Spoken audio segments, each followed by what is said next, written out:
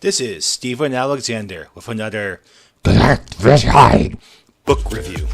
There are lots of great writers in our club. Hayashi, Kong, Brown, the guy who did Chrono Car, the guy who made the book that I thought was a Judge Dredd prequel, and a few others. One frequent poster on the BSFS Facebook group has a YouTube podcast like me. Jeff Carroll, pictured here, frequently posts his writing podcast on our Facebook page. Since he's rocking this Wu-Tang Clan shirt, I'm giving him an extra half point. Since he talks about writing, let's take a look at his works and find out if he practices what he preaches. He has a bunch of published books, giving me a real pick of the litter. I chose Welcome to Boss Lady's Planet to examine since it appears to be the start of a series. A crew of former soldiers struggling to get by in a future that's turned against them. Led by main character Lamont, the simple job they take on in the beginning of the novel puts them on a course towards changing the fate of the solar system humanity currently lives in. It's kind of like the TV show Firefly, though instead of the main characters being on the losing side of an interplanetary war, they were the winners.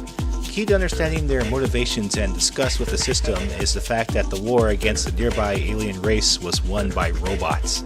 Feeling rejected and unappreciated by the society they fought for, they take on dirty jobs for local mobsters. One of those mobsters is a woman Lamont knows all too well. Called Boss Lady by her underlings, she controls a portion of the planet Verde, but her control is threatened by the corporation that built the robots. The CEO there plans to sell a planet-wide crime-fighting robot system that would completely lock down Verde and other planets. And Boss Lady, along with a group of rebels, are not having it. But Lamont and his team are not fond of the idea of taking on such a powerful corporation, and aren't fond of the idea of Boss Lady running the entire planet. They just want to retire and get away from it all. It's this tension between their goals and the wrecked romantic relationship between Lamont and the Boss Lady that drives much of the dialogue and the plot.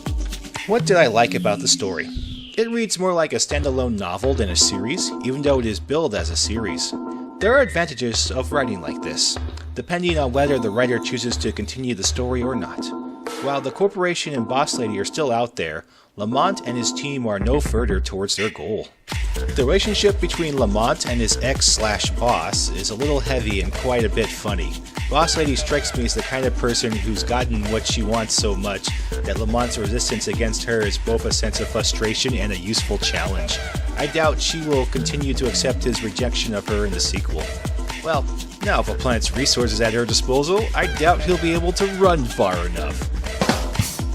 The themes of what we should do with the veterans that return home is ever present throughout the book and reflects how we in the US have trivialized the incomplete war on terror and those that have fought for us in it. The circumstances are different, but the struggles of returning veterans is reflected in the work. What didn't I like about the story?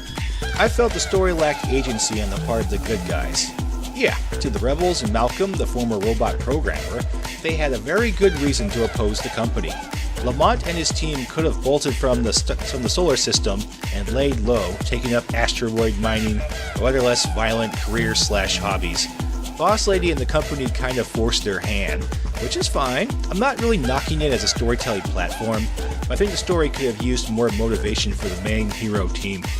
I also felt the conflict between Malcolm and the lightly evil CEO was a bit one-sided in description. It seemed too sudden and forced.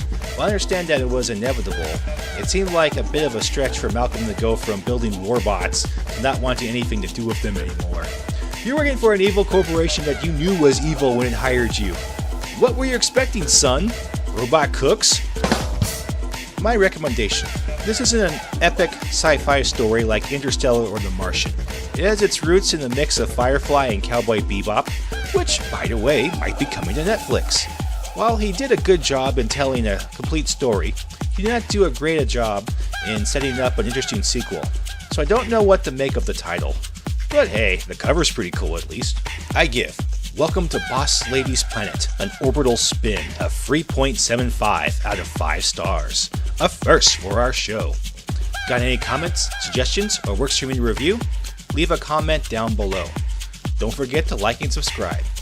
If you don't, I will watch you carefully in the shadows of Facebook, stalking your profile from afar, waiting for the perfect moment to like. Be afraid. Be very afraid.